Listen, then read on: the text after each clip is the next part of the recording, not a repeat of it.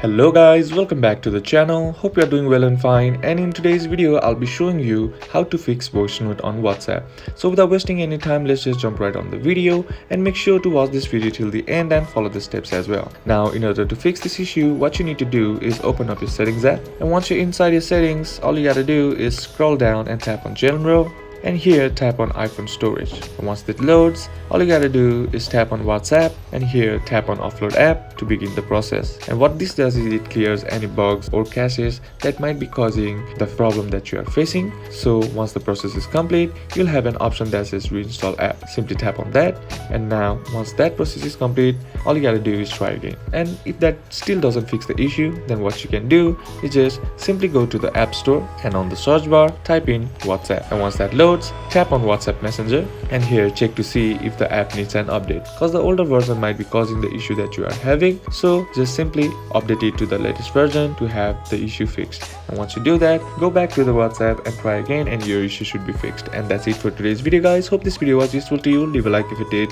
Comment down below what the next video should be on. Consider subbing to the channel. Thank you for watching. Bye bye.